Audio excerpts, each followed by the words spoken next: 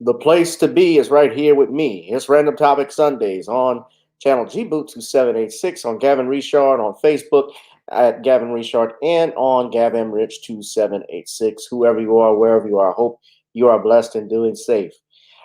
On today's show, we will be talking about President Joe Biden's gun violence plan. Derrick Chauvin sentenced to 22 and a half years in prison for the murder of George Floyd. Do you think justice was served? Othal Wallace apprehended in DeKalb County. Othal Wallace is the Twitter video that had that body cam video that's going viral. We're going to talk about that and also some legal aspects of that. And also the Breakfast Club and some guests disrespect foundational Black Americans on the origins of hip hop. So that will be it. You guys, whoever you are, wherever you are, I hope you are blessed and doing safe. Of course, we got to pay a few dues in a second, but I want to go ahead and take this time and thank all of my new subscribers, those that have been loyal and faithful to this platform, to this channel, to help us grow. If you would like to donate to the channel, you can donate at the Cash App below, at GooglePay, or at PayPal. We are live, and I'm coming at you with 5 right after we get on up.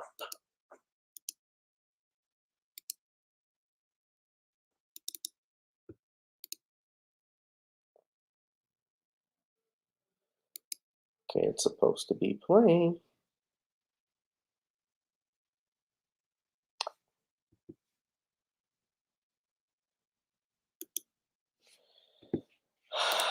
Excuse me 1 second, ladies and gentlemen. We're having technical difficulty.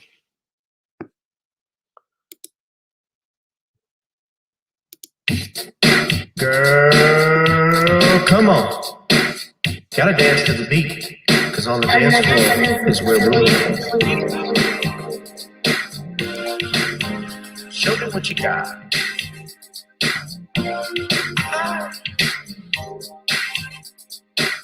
Gotta feel the groove. Feel the groove, get on the floor. Get on up. Right now the party's wasted.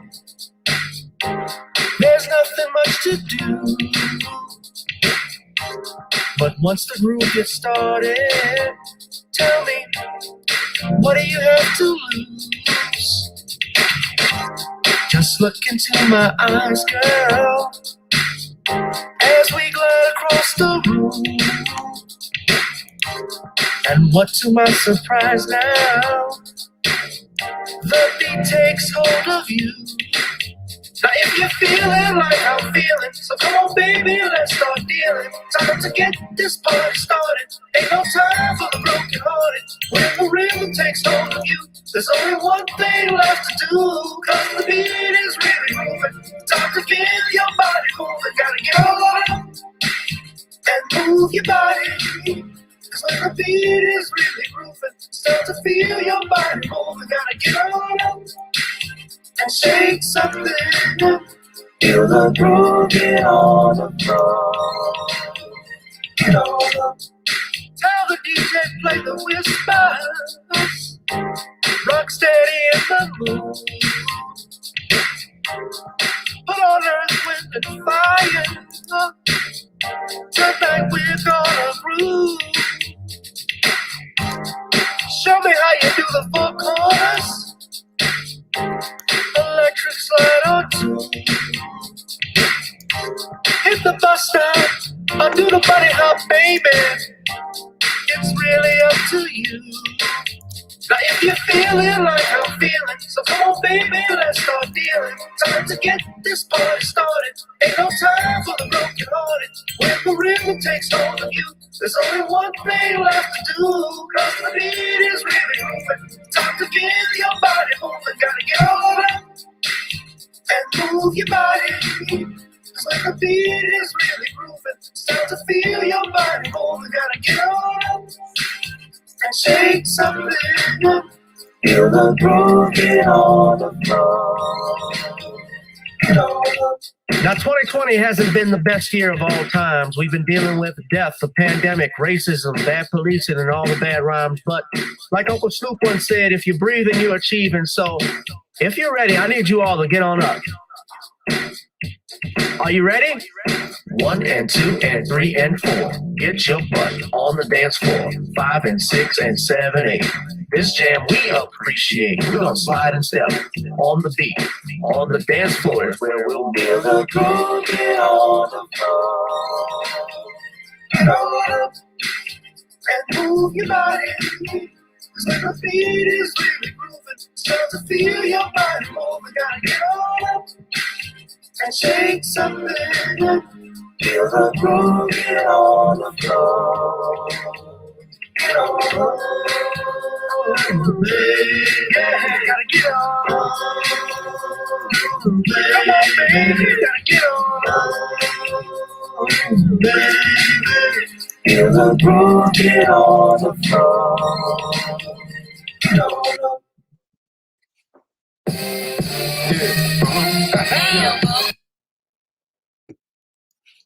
I like that song, but that is not part of the show.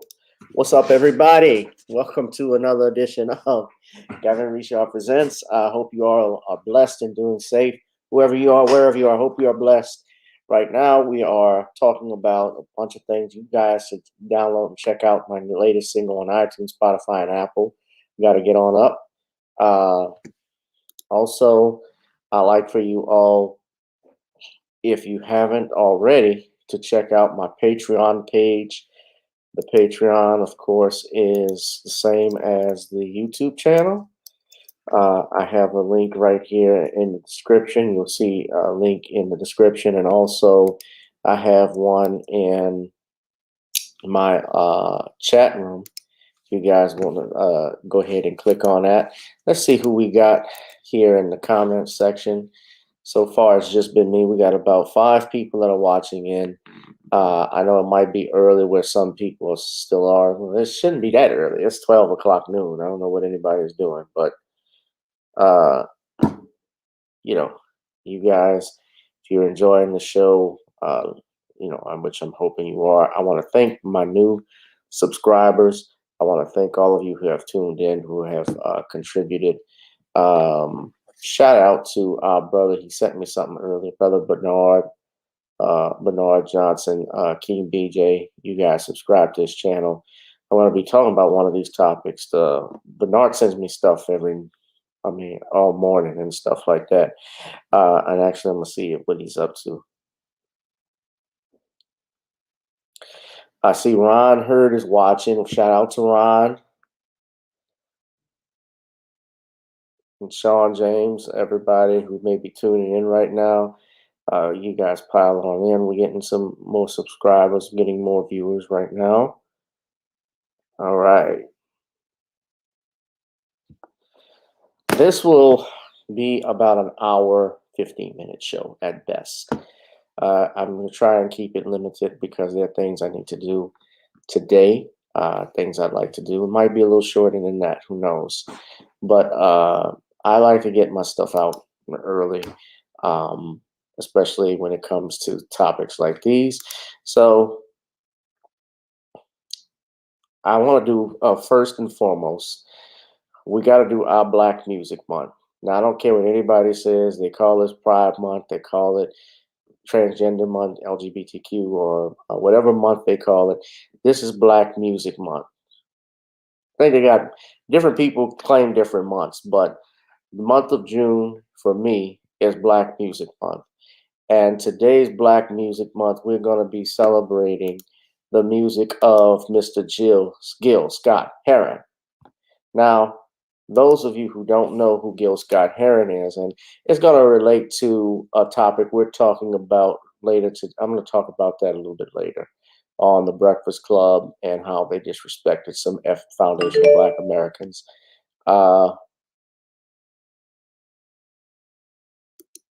Okay, Bernard just texted me. That's why I'm looking. I get these notices to my right. Now, Gil Scott Heron, this is a picture of him right there, courtesy of Wikipedia. Gil he was performing at some concert. Now, Gil Scott Heron was an American soul and jazz poet. He passed away back in 2011, almost over 10 years ago at the age of 62. But he was actually known as a spoken word performer in the 70s and 80s. He rapped over beats, and he rapped over beats and songs, and he fused his music with jazz, blues, and soul. At that time, his lyrical content was top shit. You know, his lyrical content was on social and political issues. So he was a precursor mainly to other artists such as uh, Public Enemy, Grandmaster Flash and the Furious Five, all of those brothers as well. I mean, Sister Soldier, all of those people that came after KRS-One, he influenced a lot of those people. So Gil Scott-Heron, you know, his best album, or album he's known for, is a poem that he did, because he was more a jazz poet, but he did over beats, and that influenced hip hop. And he did called "The Revolution Will Not Be Televised." I can't play any of it because I don't know who owns it, and of course, we don't want to get hit with a Xerox. I said Xerox because I'm reading this. We don't want to get hit with a copyright claim. But what's up? King BJ is listening. Versatile Legacy in the Black Eye. Hello to you all. His poem has been infused in pop culture. Originally, it's interesting. The song's title was originally a popular slogan among the Black Power movements of the 1960s. Its lyrics either mention or allude to several television series and related to advertising slogans and icons of entertainment and news coverage that serves as examples of what the revolution will not be. So won't be a cop-out, won't be Skag or, Xerox, and all of these cultural references he had in the poem, such as Julia, Bullwinkle, Hero Agnew, who was a vice president under Richard Nixon. Nixon, of course, is involved because he was president at the time Heron recorded this. And I remember Gil Scott-Heron even performed, if you want to be technical, he was the first hip-hop artist to perform on Saturday Night Live. He actually was the musical guest when Richard Pryor performed back in December, I think it was December 1st, 1975, when Richard hosted SNL, if I'm not mistaken. So he was on there. And of course, Mr. Heron passed away back in 2011. Some of his other tributes, he did some time. Well, I don't like to focus on this, but he had some issues with drugs in the past. He was plagued with. Mr. Heron was still writing and performing new albums. Apparently, he was working on a new album that he had resumed working on a book that was published posthumously called The Last Holiday.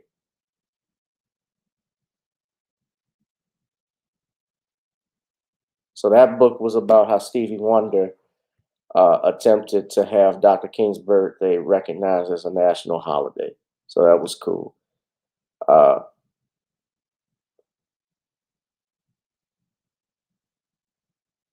listen to this. Chicago, this is just some of the influence that he had. He has been described by music writers as the godfather of rap and the Black Bob Dylan.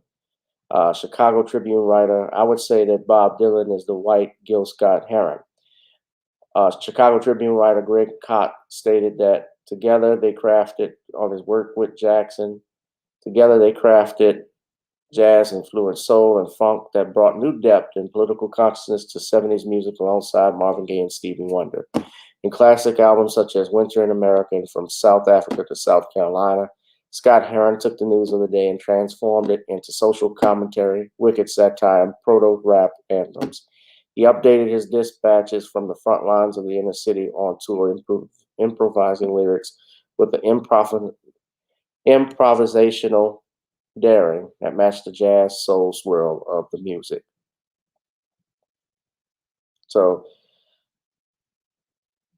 he was inducted into the Rock and Roll Hall of Fame actually this year for a recipient of an Early Influence Award. So because of his early influence on the genre, he was inducted into the Rock and Roll Hall of Fame. This brother hailed from Chicago, Illinois. So he is a foundational Black American. So rest in peace, Mr. Gil Scott Heron. You are today's moment in Black music. All right. So let's get down to business, to the business of government, as Marion Derrick would say. My topics, ladies and gentlemen, let's talk about this. This was breaking news. Othal Wallace was apprehended in DeKalb County. Now, those of you who have not been following the video or have not been under a rock, you probably have seen this video that was trending online. Tariq Nasheed had posted it, and it was on YouTube of this shooting that took place in Daytona, Florida. I don't know the city exactly, but I think it's the county is Daytona Beach County, if I'm not mistaken. And so we have a Othal Wallace who was, I don't know for what reason, and I'm going to play the 29-second clip, but Wallace apparently is getting out of a vehicle and he's driving his car. You know, his car is parked. Anybody that has any details about this, my understanding from what everyone says is this was his house and or apartment complex. It looks like it's an apartment complex where he was already in the car and he was parked. It's not running. The engine is not running. And I'll show the clip for everybody, those that haven't seen it. This is some reporter, I believe, out of Dave Bond DTV says, the Daytona Beach police released this video of suspect 29-year-old Othal Wallace. Investigators say he shot an officer in the head. The condition of the officer is not known. As I know, right now, the officer is still alive. So, how's it going? Do you live here? What's going on? Sit down. Sit. Sir. Can you sit down? I'll talk to you. Okay. Come on now. Come on now. Don't do this. Sit down. Why are you asking me do I live here? Do you live here? Yes or no? What's going on though? Who? Charlie 77. No, back up. Stop. Stop. Stop, man.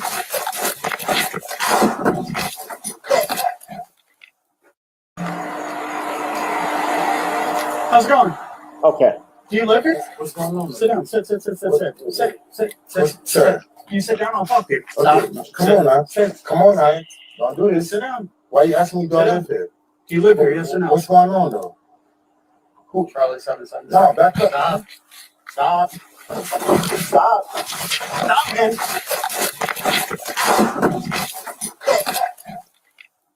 All right. Now, let me get out of here for a second. Okay, so this footage that you all saw, the footage you saw, the body cam footage from the officer who was shot. Now, this happened on June 23rd. That was this past Wednesday. And Wallace is in his car. Now, just to clarify, those that's going to get information, because I'm speaking as a lawyer, I know about contextual stops. I know about Terry v. Ohio, stop and frisk, all of these things. Let me remind you guys about the law. And what we have to realize is that we live in a country, of course, that has not been that friendly to African Americans, to Black Americans. But nevertheless, we are Americans. We built this country.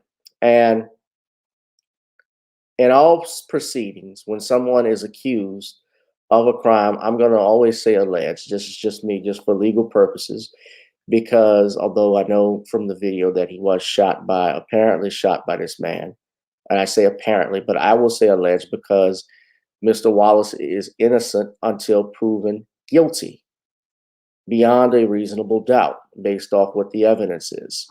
Now, I take beef with the way that the media, and I'll show you a video, how they build up these anticlimactic reports, or they do anticlimactic reporting to try and get you, the public, emotional, and also portray others in a negative way. And we know that they lie too about the way something happens. Now, as an attorney, and let me just say this doesn't constitute legal advice, but this is just my opinion based off my expertise, what I know. Fourth Amendment of the Constitution protects citizens from unreasonable searches and seizures of their person, their places, their business effects. You can't enter someone's home without a warrant, barring, of course, any exigent circumstances. And by exigent circumstances, we're talking about if there's a threat to life, destruction of evidence, things of that nature. That's what exigent circumstances refers to. So it prohibits unreasonable searches and seizures. The car is not running, and I don't know how far, if he followed Mr. Wallace, if he was there patrolling in neighborhood, in that apartment complex. I've lived in apartment complexes before where they have had a police car that was parked out there. I don't know if that police officer lived there or if he was there just doing security or just whatever reason it was. But I have seen that happen before, where cops will come around in private complexes and be there for whatever reason. I don't know. But what reason did he have? And we have to ask this question to warrant to stop or to ask Mr. Not even stop, but I'm just going off the 30 seconds that we see here, to grab Mr. Wallace and ask him, why did you live here? You don't just walk up to someone as a cop, and a person can choose to engage you or not. If you don't have a valid reason for stopping him, you don't have reasonable suspicion that a crime has taken place or set foot, or probable cause. Probable cause and reasonable suspicion are two different things. Of course, probable cause is when there's articulable facts within the officer's knowledge that would make a reasonable person believe that a crime is or has taken place, whereas reasonable suspicion is a little bit less than that. Reasonable suspicion essentially means that the officer can do a contextual stop. This is from Terry v. Ohio. If he believes that criminal activity could be set or foregoing. So when we look, and that is Terry v. Ohio was an old 1960s case, and that allowed for what's called stop and frisk. Now, what we call a Terry stop, such as a traffic stop, or Terry stop is basically means that it's not a violation of the Fourth Amendment of a person's. It's not a violation of the Fourth Amendment, which prohibits unreasonable searches and seizures, when a police officer stops a suspect on the street and asks him questions, and you can do it without probable cause. So you don't need probable cause to have reasonable suspicion. This is just basically means it's more than a hunch. And here's the thing. It's less than probable cause. It has to be based on specific and articulable facts. And you have to take it together with rational inferences from those facts, and the suspicion must be associated with an individual, a particular individual. I don't know what reasonable suspicion. What's up, dark-skinned brother? I don't know what reasonable suspicion he had, because Mr. Wallace was in a car, why he would put his hands on him. Now, we noticed in the video, if we play the video again, that the officer, he approaches the vehicle. How's it going? Mr. Wallace is getting out of his car.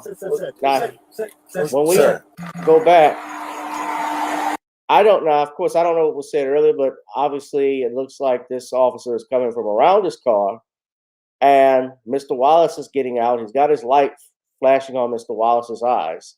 Car is parked. It is not running. You don't hear the engines running. So he is not fleeing. He can't flee anyway, because the officer has blocked the car. Now, just the fact that Mr. Wallace is sitting in the car, does that mean that he has committed a crime? Is that criminal to sit in the car? No, it is not.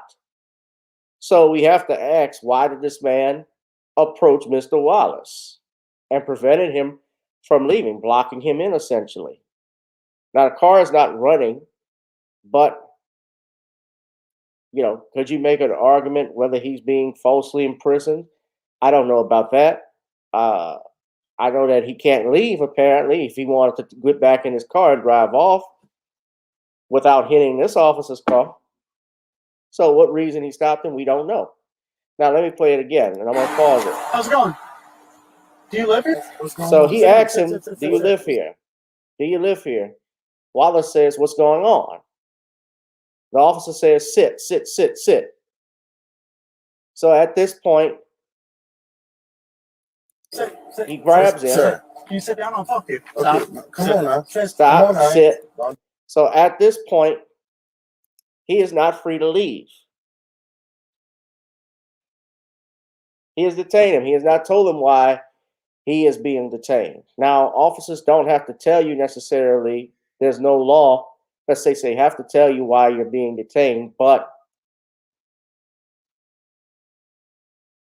an officer cannot, if it's for a traffic violation, if it's for, typically if it's for a traffic violation, which I don't know if it is, and I can't see it from here, they can't hold you for a long period of time, longer than to do the traffic issue a traffic ticket or do his investigation. Now, I don't know what it is, and maybe this brother got scared because he's like, "Come on now, what are you doing?" And I'm assuming he probably thought an ambush was going to take place. Dude, because why are you asking me to live here? Do you live here? Yes or no? What's going on though? Who? Charlie 77. No, he says Charlie 77. So stop. Stop, man. And here you hear the gunshot go off. Now, earlier today, it was reported that he was late last night that he was apprehended in DeKalb County. We go right here to the news story. This is coming from Now with breaking news. And to that breaking news, after days of searching, This is coming from WESH in Channel 2. the man accused of shooting a Daytona Beach police officer is now Fair in Use custody. Act of Daytona Beach 1976. Police Chief Jakari Young tweeting out this photo just before 5 a.m. showing 29-year-old Othal Wallace in handcuffs. Wallace is alleged to have shot 26-year-old officer Jason Rayner in the head Wednesday night. So here's what we know about his arrest so far. Wallace was captured near Atlanta, Georgia. He was located on some rural property in the woods that is affiliated with an organization. Now, y'all know what NFAC is. Now, of course, this is the shit. Now, this is the thing about the news. They have to mention, and I'm not associated with NFAC. I don't follow them in particular. I don't think they're, I've seen them around, seen stuff they do. That's the one that Grandmaster Jay was rolling with. I'll just say this about it. If they don't teach gun safety, if they don't teach gun lessons on guns and how to handle them, because they've had situations with some of their members, being accused of their guns going off and so forth, I would not mess with them. And you shouldn't mess with a group unless you know exactly everything about them. But I'm not here to trash them or anything like that. But I do know this. He is no longer a member with NFAC. And supposedly they released a statement kicking him, announced that they had kicked him out. Nevertheless, you notice in this news story, they had to put this in and mention it. See, they're always going to put the dirt on you, no matter what, and associate you with shit, even if it's from months ago, years ago. They will find everything negative about you. You see how quick they did this. They didn't even do this with Chauvin. Now let's finish the video. There, he actually made a statement to police when he was captured saying, quote, "You guys know who I am and know what I'm capable of, and it could have been a lot worse." Several agencies helped in the capture, including U.S. Marshals, the FBI, Homeland Security, and authorities in DeKalb County, Georgia. Of course, we will continue to bring you any more information as soon as we get it. They brought the Marshals, the FBI, and Homeland Security. And meanwhile, the officer who was shot continues to fight for his life inside of Halifax Hospital in Daytona Beach. But police say he is showing signs of improvement and is strong enough to endure more testing. West 2's Kelsey Thorne spoke with a family friend and has more on the outpouring support from the community.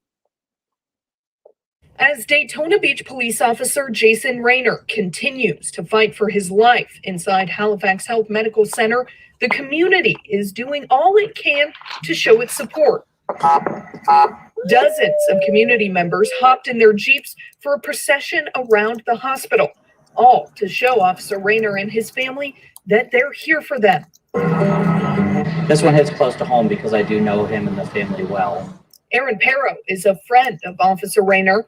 He was actually one of Rayner's first training officers when Rayner joined the Daytona Beach Police Department back in 2019. You know, he was probably one of the best trainees that I ever had in my career.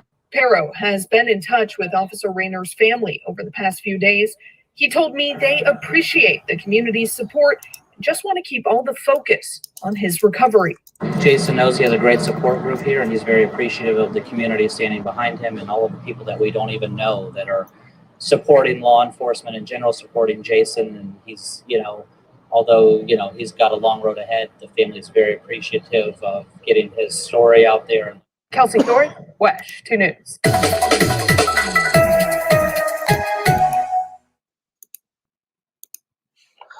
All right, so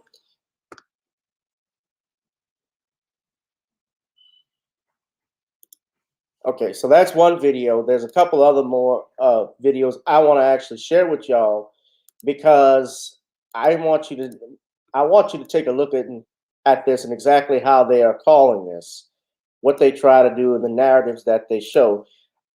They try to push. Now, do you remember this man?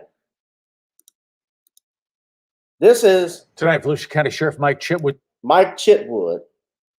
Okay, whenever I click on a video and it stops, he had his picture here. But this man, I'm going to go back to the video in a second. If you remember this guy, this Mike Chitwood, he has the best name. This is the guy 3 weeks ago whose deputies got caught in a shootout with those two little white kids. I shouldn't call them kids. They call them our children thugs and hooligans. Those miscreants who opened fire on his deputies like it was Grand Theft Auto. And he talked about how we live in a world culture now where they're talking about killing the police. There's a hatred for police. I'm exiting right at the right time. Now, that was Chitwood, and he was complaining about how they want to defund us, they want to do this, they want to do that. And of course, he's pushing hard for Officer Jason Rayner. Jason Rayner was the one who pulled up on Wallace, Othal Wallace.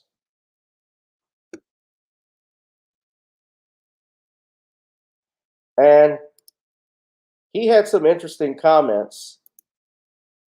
Actually, I just saw, I'm trying to pull up, about NFAC. He said NFAC is a danger to democracy. This is according to the Daytona Beach Journal. So, Volusia County Sheriff Mike Chitwood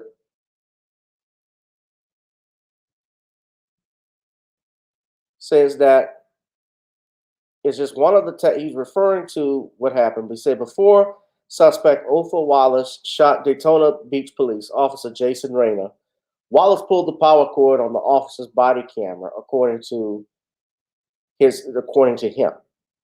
He says that in an interview Saturday, it's just one of the tactics taught by the NFAC, a black nationalist militia that has made its presence known at marches across the South starting in 2020. Wallace's social media accounts indicate his connection with NFAC. Those accounts have been taken down. He was captured early Saturday morning in a treehouse on rural property outside Atlanta, Georgia, that was owned by someone affiliated with NFAC. Some extremist experts and Chitwood said that NFAC is another example of a group like the Proud Boys that threatens the nation's peace.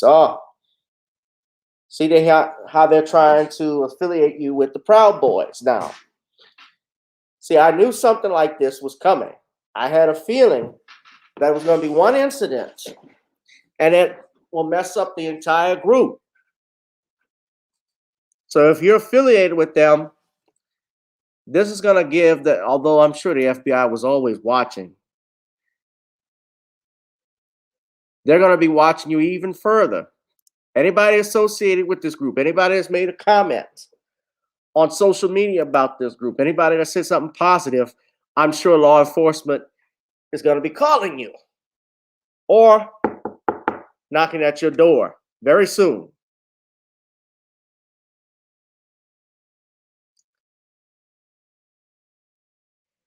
They're saying that the leader, that Johnson urged members to dismantle.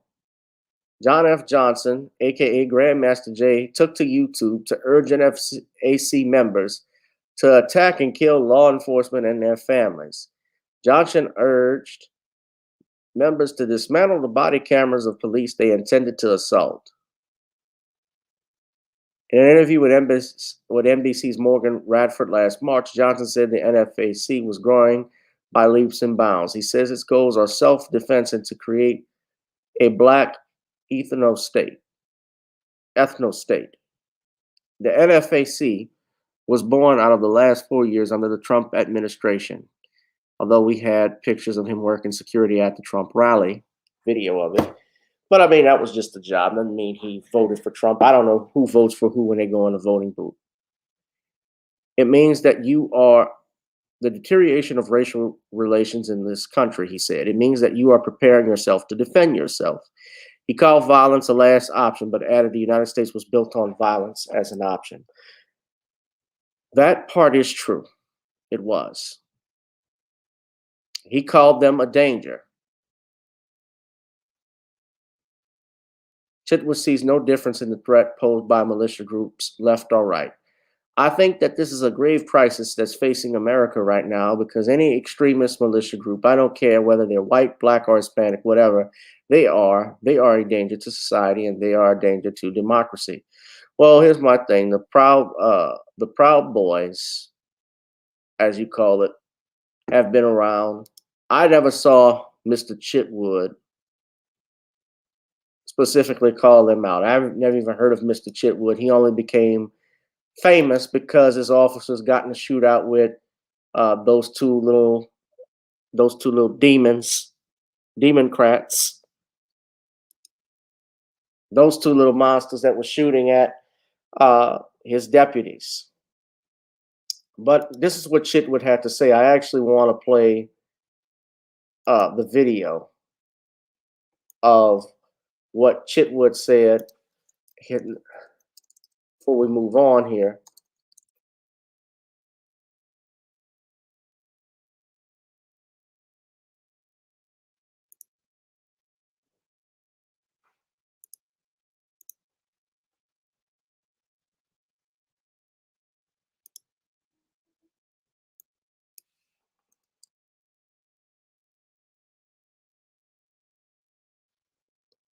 Okay, where is this?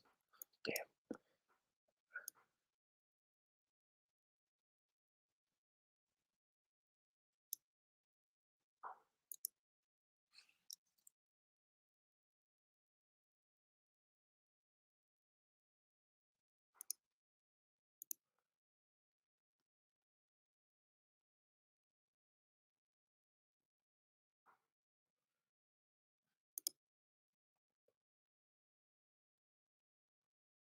I don't know what's going. Okay, here it is.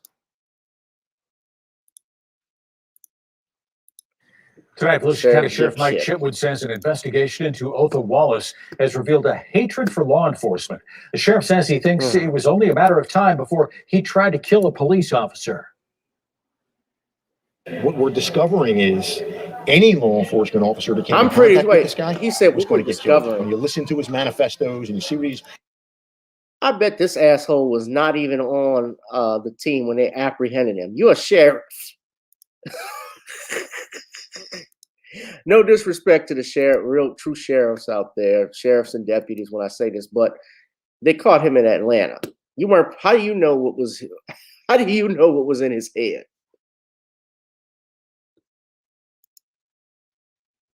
he's posting and you see the hatred that he's putting out there toward police. We have to eradicate that. We cannot allow hatred to dominate our life, and that's what this was motivated as. The sheriff says in the 24 hours since We don't know searching what it was began, a motivated flood of by. information has come in from Look, the public. all I'm saying is this. I'm not defending Othal Wallace. I'm not defending his actions. I don't know why he did what he did, and I don't know why the officer did what he did. Why did he stop this man and approach and put his hands on him? A lot of people are scared. A lot of people are frustrated by law enforcement, not because it's not just about being born out of hatred. It's about the fact that there are a lot of police officers who are not police officers, but are actually disguised race soldiers who come out there trying to attack young black men. There's some officers I know who legitimately do their jobs, they do their due diligence, and they like to come home. But you know something, even those good cops, I don't hear them speak out about the bad cops often. They always tell us, well, all police ain't bad, but I don't see the good cops saying anything. So I want to know what the facts are of this case. The media, essentially, guys, they make things even more problematic. I'm just going to share with you this clip. I've spent too much time on this, but I want to share this one because I'm trying to keep it moving right now. But y'all got to see this one. But this is just the level of anticlimactic reporting. This is the crap that they do. This is coming out of Orlando, WKMG. And y'all gotta just listen to what they say. How it starts. And the public, this body cam video, which included the moment Officer Rayner was shot last night.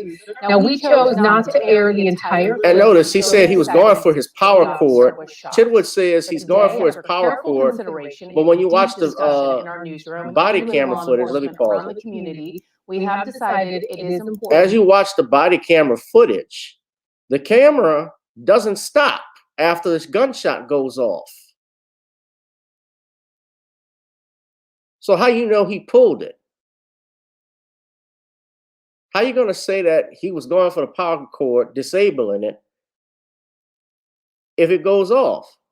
How we don't know it fell off? How we don't know that it looked like, from what we don't know that he tried to pull it. You can't judge someone's intent until we have all the facts. Now, again, I'm not defending what he did, but when a cop gets out of the car, at any moment, we know that a police officer has the authority, as Ice Cube said, to kill a minority.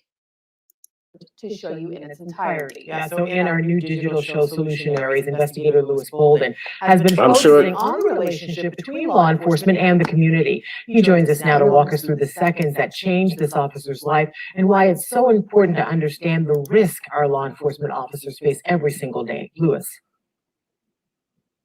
Our newsroom has been focusing on policing for the past year and intensely for the last 4 months on Solutionaries. Every time there is an incident with an officer and a suspect, we analyze it thoroughly before making the decision to air it. Tonight, Trooper Steve Montiero and I want to show you what this officer was up against, and I have to warn you, this is difficult to watch. As police continue searching for Othal Wallace, who they say shot a 26-year-old Daytona Beach police officer, Daytona Beach police quickly released the officer's body camera footage. Video is tragic. It shows something that we don't see really much ever. News 6 initially stopped the video just before the officer is shot, but we strive for transparency, so it sparked a discussion in our newsroom. Do you believe the public should see that video in its entirety? Yes. Why? Over the past year, we have seen so many law enforcement encounters that have kind of motivated for reform, and those videos were graphic. And this is the stuff. Well, that's what you do. As a cop, you fear.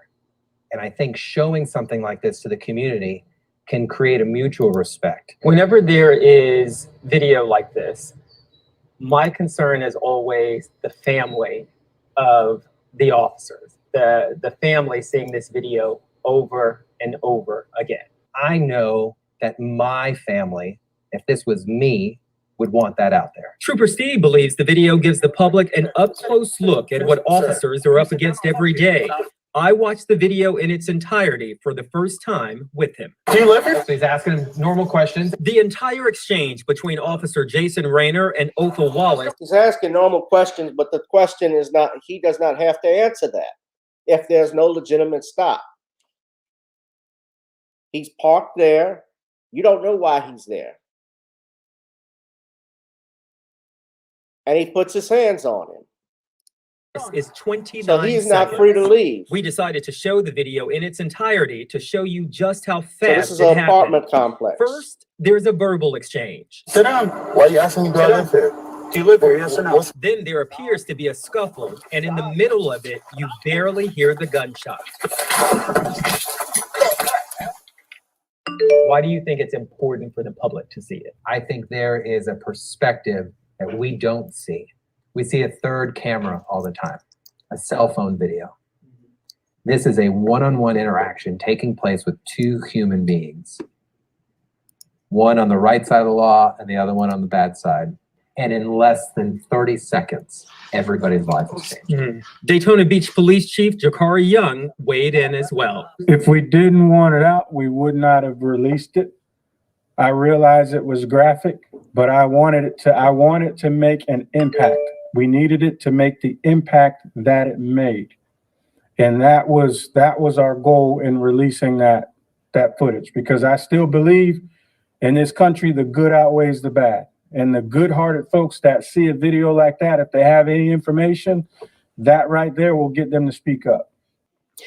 You heard the chief. He put that video out for a purpose. It is for the community to see it and possibly generate This leads. is If you have any anticlimactic information about reporting. Othal Remember, Wallace, this is contact graphic. Daytona Beach Police. I'm Lewis Bolden, News And 6. look at the comments on this on YouTube. Show everything to the American people. Hiding people from the real world have severe consequences. Just look around. That was the most drawn-out, gratuitous, self-flattering, anticlimactic report I have ever seen. They act like we're fragile 5-year-olds. I realize it was graphic, and we want you to see everything. Show blurs of shadows. This is the least graphic video I've ever watched. I want to see the part that prompted the officer to approach him. Exactly. Why did he approach him? It's not illegal to get out your car. You say, well, see, that's a normal question. He doesn't have to answer a question if he just parked his car, period. Does that warrant what he did shooting him? Absolutely not. You can only open fire if you think that your life is being threatened, but was his life being threatened? Did he have that fear? You know, when it's police officers, they want you to always comply. And, you know, I recommend obviously complying just so that I could see you alive for another day. But we're going to find out more that what's happened. Of course, they're going to go into the guy's history, Othal Wallace's history. I'm sure some people, especially out in Twitter, may be looking at Jason Rayner's history. Our Black brothers and sisters in the new Black media, I'm sure, will do their due diligence to look and see if he has anything on his record. But we're going to monitor and continue. I've spent a lot of time on this, so I got to move on. But yeah, man, interesting story. I just wanted to talk about that one. The other thing we want to talk about, too, is, of course, this was the big news. 22 and a half years. Derrick Chauvin was sentenced to 22 and a half years in the death of George Floyd. Of course, everyone knows that Floyd was murdered on camera in front of everyone on May 25th, I believe it was Memorial Day when that happened. Well, it wasn't May 25th, whatever the last, was it the last? It's always the last Monday in May 23rd, May 24th, if I'm not, it was 25th, it was around that Memorial Day holiday last year.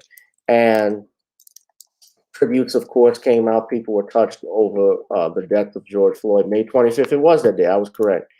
And Chauvin received a 22 and a half year sentence. Some people obviously were not happy about that. Some people consider it justice in moving the needle forward. You know, it's the longest. I've seen people on my Facebook page say, well, this was the longest sentence. This was good because we got it right. You know, it was longer than anything we had seen before. I honestly do not see a joy in this and see what we're celebrating for, dancing for. Yeah, I did listen to Jason Black yesterday, and he gave some interesting insight. He said, one down, thousands more to go. Because this is not there are other Derrick Chauvin people worse than Derrick Chauvin that are out there. And this is one out of 400 years, or since the police department has been founded in this country, which started out as the slave catchers. If you want to say when the early police department started in the United States, that's when it started. So what, we'd say 250 years? In any event, they had George Floyd's family speak. I did a video live stream of everything that was going on that day. They had the family give their victim impact statements and so forth.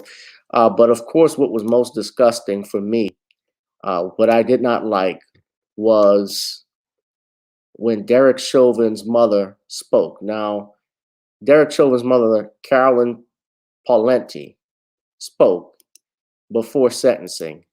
And I want you to listen carefully to what she had to say.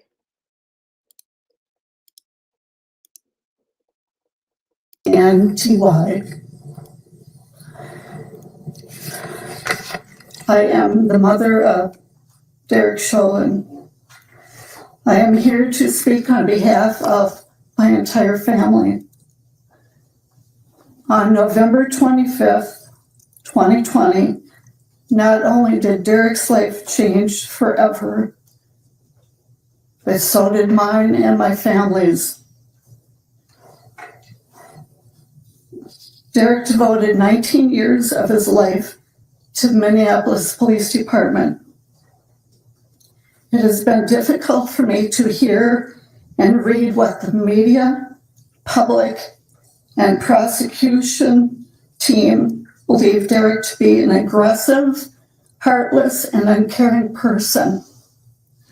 I can tell you that is far from the truth. My son's identity has also been reduced to that as a racist. I want this court to know that none of these things are true and that my son is a good man. Derrick always dedicated his life and time to the police department. Even on his days off, he would call in to see if they needed help. Derrick is a quiet, thoughtful, honorable, and selfless man. He has a big heart, and he always has put others before his own.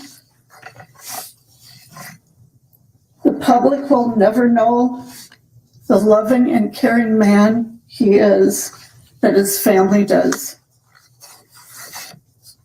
Even though I have not spoken publicly, I have always supported him 100% and always will. Derrick has played over and over in his head the events of that day. I've seen the toll it has taken on him. Now notice, I got to stop this. Now, it's got 1.1 million views.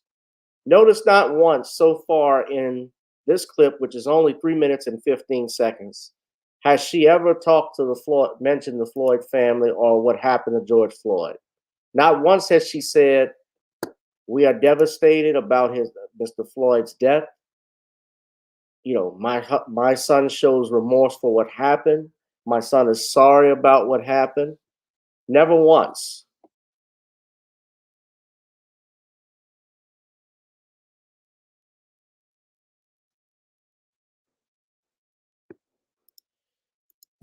I believe a lengthy sentence will not serve Derrick well. When you sentence my son, you will also be sentencing me. Bye. I will not be able to see Derrick, talk to him on the phone, or give him our special hug. Plus the fact that when he is released, his father and I most likely will not be here. Okay. And George Floyd is no longer here. Now, was that not self-serving? Was that not selfish to you? George Floyd will never get to see, and his family will never get to see George Floyd again. Not his daughters, and it's not his sons, not his brothers and sisters. They will not his girlfriend. Nobody will get to see George Floyd again. Now, let me say this, because I've seen, I saw Judge Joe Brown talk about this. He said that George Floyd is not a martyr, and I agree with Brother Judge. He's not. You know, I've seen people have statues for George Floyd and murals and things of that nature, which typically happens, obviously, when someone dies, they build a mural for them out of respect. And I understand that. And certainly that does not, what happened to him should never have happened. I do not put him, though, as a civil rights icon or martyr. I cannot do that. He was someone that was a victim of police brutality. He was murdered.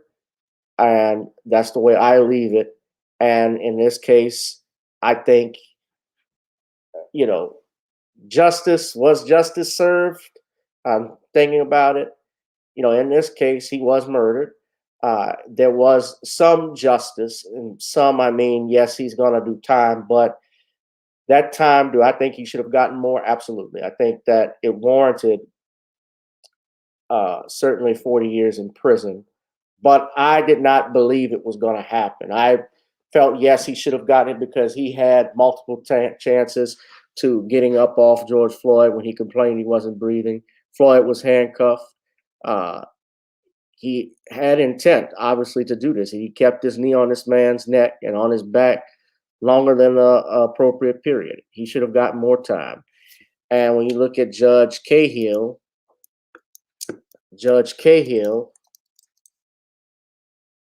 in the George Floyd case and sentencing, he did not say anything.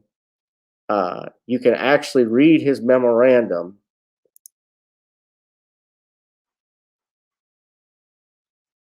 that they have posted on NPR right now. I won't go through all of it.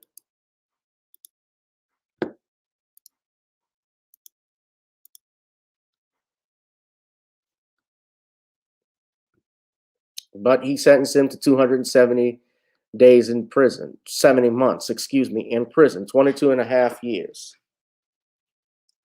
And I'm going to say this with y'all. Chauvin is basically the sacrificial lamb. Jason Black alluded to this yesterday on his program. He is a sacrificial lamb. They say, all right, you got to go because you got off code. You were seen by everybody doing this. This was callous. This, you know, you beat this man up. You killed this man. You laid on top of him. He gave him a mandatory surcharge for that's supposed to be paid from his prison wages, which is $78. He was given credit for time served. He had been in jail since his conviction for 199 days.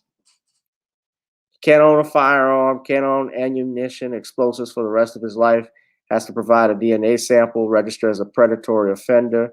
And this is his memorandum, and he based it off guidelines. And I will say this, when he was giving his statement, I agreed with him initially that you cannot make decisions off of emotion. They can't be. You never let emotions dictate your decisions because it can cost you. However, he said he felt sorry for both families. I wanted to thank everybody for being Listen here to it. and for providing the input you did.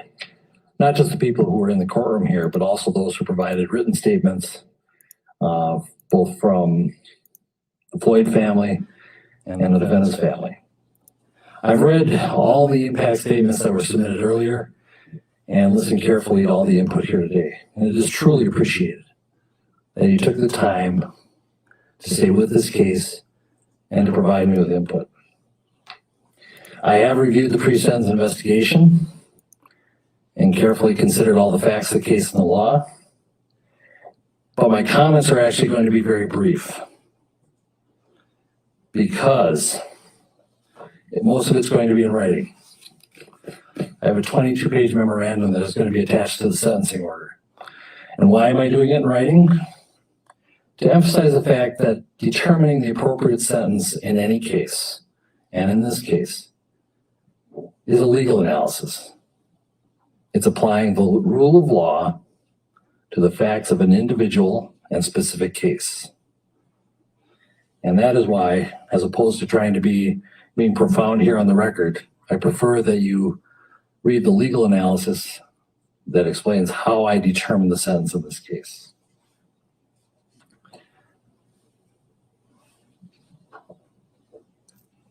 What the case is, or what the sentence is not based on, is emotion or sympathy. But at the same time, I want to acknowledge. So he did this in writing already. And tremendous pain.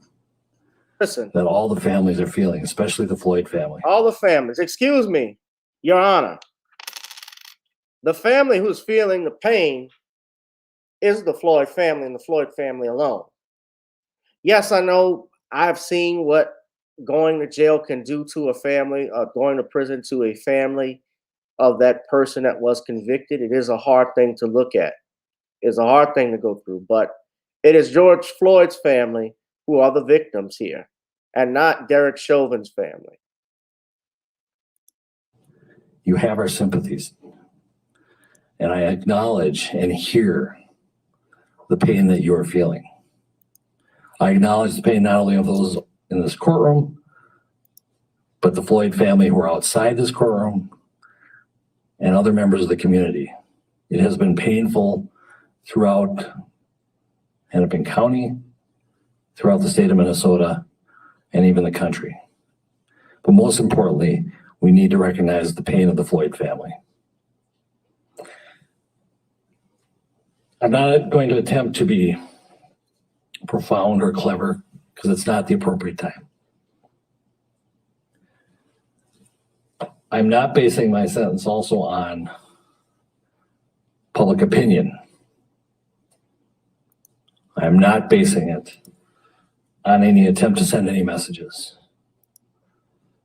A trial court judge, the job of a trial court judge is to apply the law to specific facts and to deal with individual cases. And so, Mr. Chauvin, as to count one, based on the verdict of the jury, finding you guilty of unintentional second-degree murder while committing a felony under Minnesota Statute 609.19 subdivision 2 paren 1, it is the judgment of the court that you now stand convicted of that offense. Pursuant to Minnesota Statute section 609.04, counts 2 and 3 will remain unadjudicated as they are lesser offenses of count 1. As sentenced for count 1, the court commits you to the custody of the Commissioner of Corrections for a period of 270 months. That's 270. That is a 10-year addition to the presumptive sentence of 150 months. This is based on your abuse of a position of trust and authority, and also the particular cruelty shown to George Floyd. You are granted credit for 199 days already served. Pay the mandatory surcharge of $78 to be paid from prison wages. You're prohibited from... I already went over that, so I'm not going to focus further on it, guys, but I wanted to ask everyone, did you think justice was served with this? Now, they're using this now to go ahead and push for this George Floyd Policing Act. I need to look and see what's actually in the act. That's what you think, Lady Ruler? I think that, well, if you look at the reasonings here, here's another thing I noticed, because I attached the NPR article in there. You could read his reasonings for it in that document. this is an order and memorandum. This essentially will break down. He's already given Chauvin what he has to do for an appeal, because what I'm looking at is the sentencing order and memorandum, and eventually what happens next is he's denied the motion for a new trial. He's denied him probation, which is what the defense asked for. They said it wasn't appropriate. So what will happen next is that the appeals process shall begin. Remember when Maxine Waters made those remarks about what would happen if Derrick Chauvin were not convicted, and even the judge said you might have something here when he was arguing, his defense counsel was arguing for a mistrial or arguing for a dismissal based off that. The judge denied both of those, but he did say you might have something here, referring to Congresswoman Maxine Waters' remarks. So we'll figure out and see exactly where this one goes at. But family, it is not over with yet. But we don't need to be celebrating and dancing and shucking and jiving. We do that too much all the time. So without a doubt, I think, it's good that some justice was given to George Floyd's family. Although I did see where his brother who's been talking did that all lives matter talk, but we shall see. So I'm not going to be too much further. I did have a couple other things. I want to talk about this right quick. I wanted to mention Biden's remarks, but and I'll do that in a second. But I want to talk about this. The Breakfast Schlubs. Like dance or Shaggy insulting. told you. That's not true. That's not true. It is true. It is true. You make fun of it. So I really want to get into this. Why you don't like that? It's not true. I don't dislike it. It's just that like growing up, I used to hear reggae and I didn't get it. There's certain things I would understand, like Bob Marley. I love Bob Marley. But there's certain records I would hear and be like, because people love dance hall, like go crazy. And I just was like, I don't get why y'all. It's really my favorite genre of music. It's really my favorite genre of music. But she's so damn annoying. But hip hop came from dancehall. Mm-hmm. You know that, right? No. I'm going with whatever somebody says. I don't know. Even right now, when you watch Versus, that is all coming from dancehall. That's an outright lie. You know, the battles came from dancehall, not the. Oh yeah. The whole versus thing is and even who started hip hop was a Jamaican who came to New York or Brooklyn. Cool Herc. Yes. And that's how hip hop started. So we have to respect and pay respect. No. You want to know where hip hop started? Again, I talked about Gil Scott-Heron. We've talked about Black icons, but somebody else. Here's one foundational Black American who started hip hop right here. I think this man has something to say about it.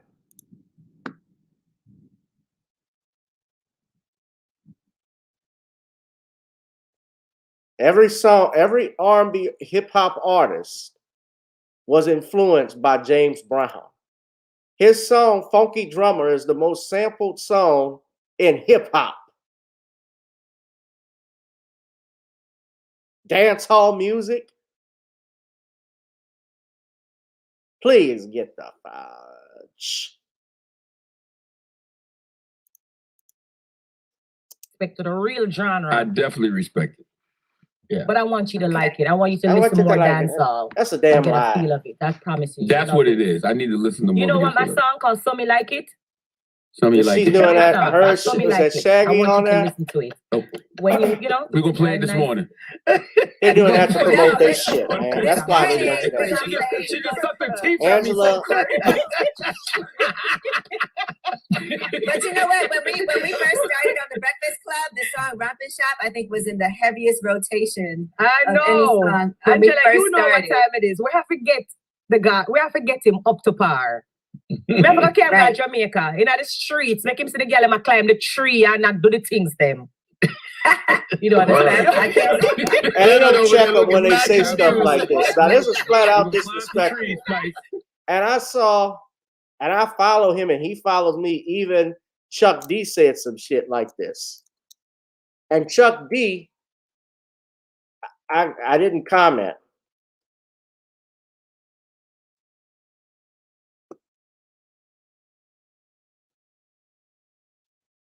Chuck D, I think, even comment talk about giving the Islanders their props that they started this stuff.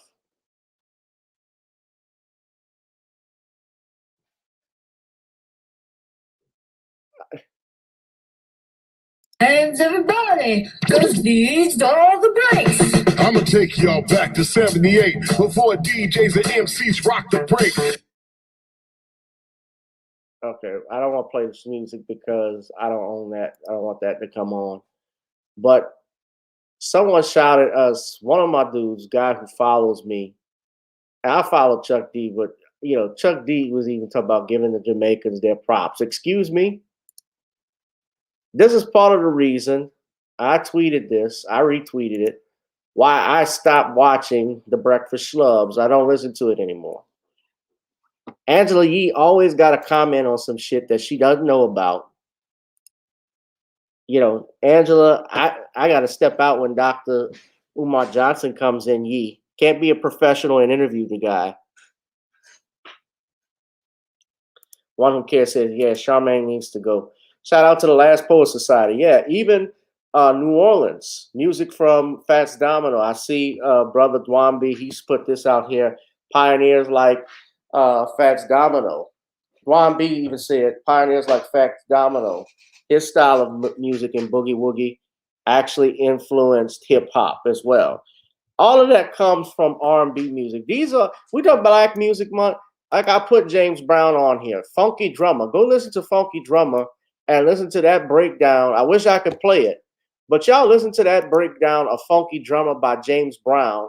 You've heard it all the time. That is the platform that is used in every major hip hop song.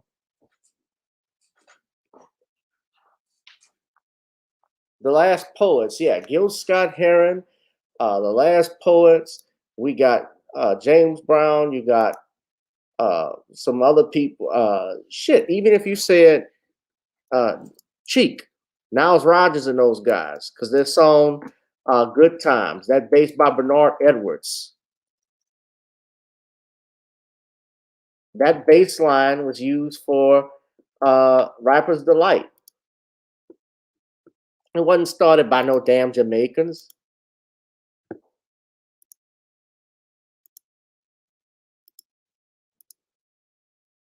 I know that Kid and Play Kid, his dad is Jamaican.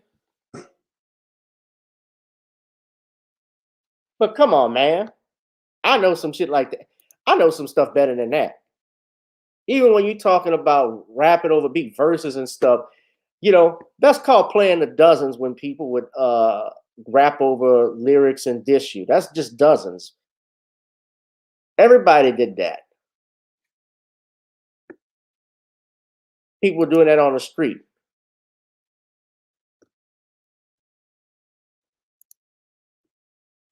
Cut this shit out, man. We got to take our stuff back. Music, we got to control our own thing, man, because if not, we're going to have other people doing it for us.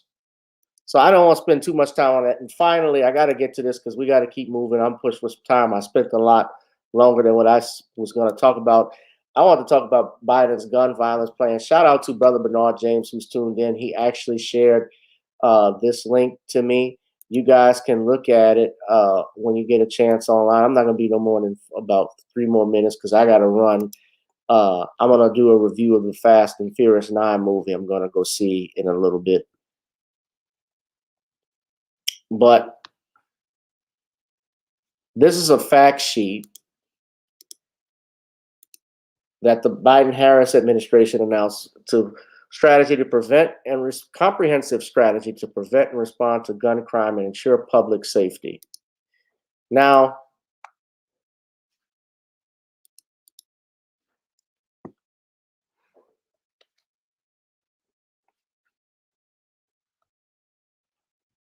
y'all need to take a look at it.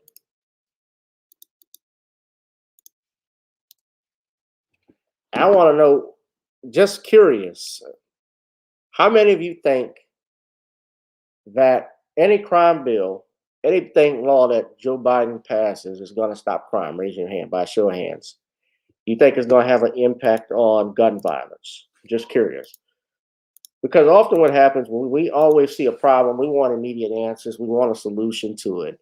And just looking at this strategy is to stem the flow of firearms used to commit violence, including by holding rogue firearms dealers accountable for violating federal laws, support local law enforcement with federal tools and resources to help address some of violent crime, invest in evidence-based community violence interventions, expanding summer programming, employment opportunities, and other services and supports for teenagers, help formerly incarcerated individuals successfully re-enter their communities. So stem the flow of firearms used to commit violence. I'm wondering how you're going to do that. It says including by holding rogue firearms dealers accountable. So how do we hold them accountable? How are you going to, what do you plan to do by stemming the control of firearms? What exactly does that mean? So we have to ask ourselves what it is that's going to happen. Of course, there are some people who, and y'all can hear it's about to rain, not happy about this. There are some who think that it won't be effective.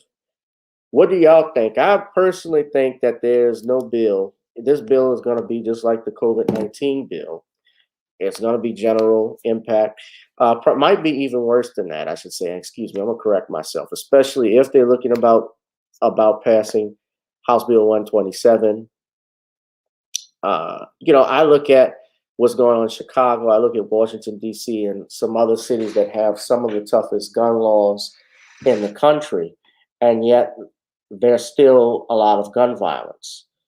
Do we care about gun violence, or do we care about violence after all? Does it have to come from a gun? What about people? People mention how Japan has stopped gun violence. They don't have guns in there, although that's not true. They do have guns, Yakuza. They carry guns. But the reality is also with Japan, while they may not have a overall violence rate with regards to firearms, they also have high suicide rates.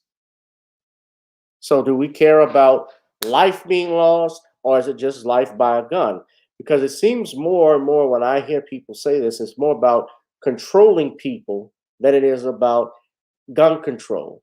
And when, like Miles said, political power comes out of the barrel of a firearm, out of the barrel of a gun. Because when you have a gun, their life flashes in front of their eyes. It controls everything. So I'm not completely sold on all of this stuff. Frank Nitty, what's up? Frank says this targets regular people. What's up, Dan Rook? Shout out to all of you who have been tuning in. I'm just looking at the clock, guys. I do have to get out of here because I've spent a little more time than what I was supposed to on this, and I got carried away on that Othal Wallace topic. We're going to continue monitoring that and let you know. But I want to look at Dan's comment. He says, we care more about the control aspect. Gun control is synonymous with people control. Don't be fooled. Absolutely. I've done shows on this channel before about HR 127 that Sheila Jackson Lee has passed and, well, not passed, but drafted. Although it may be likely that it wouldn't make it out the Senate, thank God. But this is what your leaders are talking about when they're talking about taking away your gun rights. You got to be mindful of that. Anyway, guys, I'm going to wrap it up, and I will see you all on the next one on Tuesday. I think tomorrow I'm going to be on Talk with Queen Amadaya. We might be doing a show tomorrow. I'll let you guys know and do an ad. But anyway, that's it for me, guys. Y'all enjoy the rest of your Sunday. Whoever you are, wherever you are, I hope you are blessed.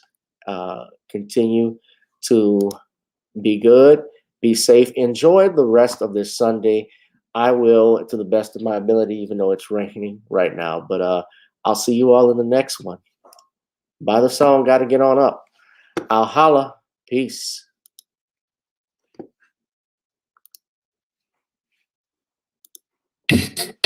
Girl, come on. Gotta dance to the beat, because on the dance floor is where we'll be. Show me what you got.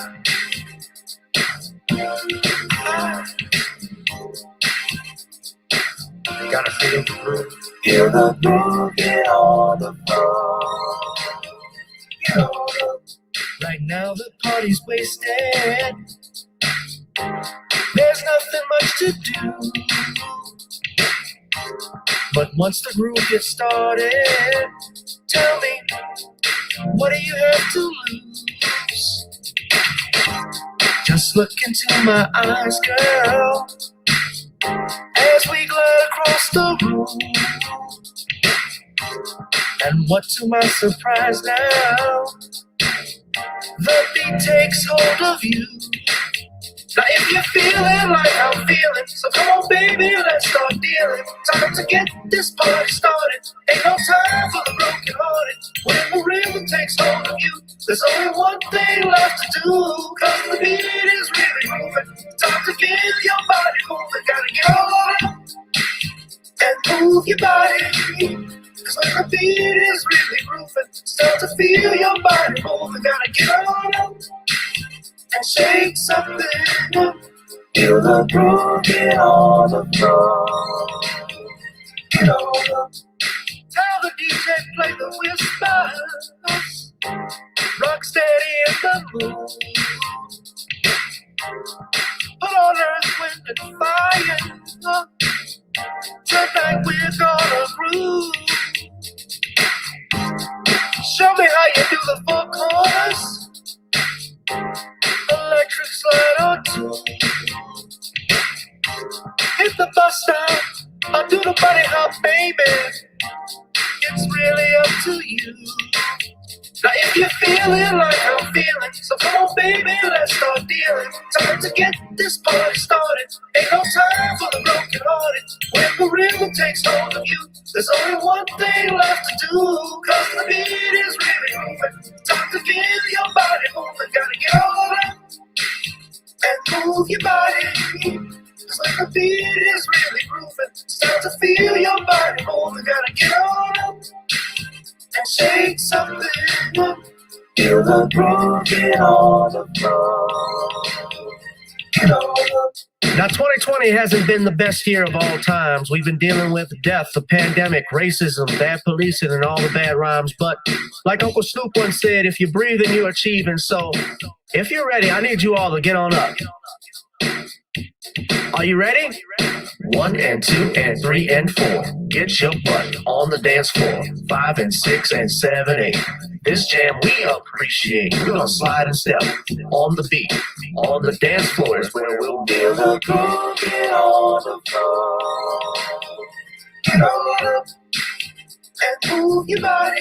Cause when the beat is really grooving, start to feel your body moving. Gotta get on up and shake something up. Feel the groove, get on the floor. Get on up. Yeah, gotta get on. Come on, baby, gotta get on.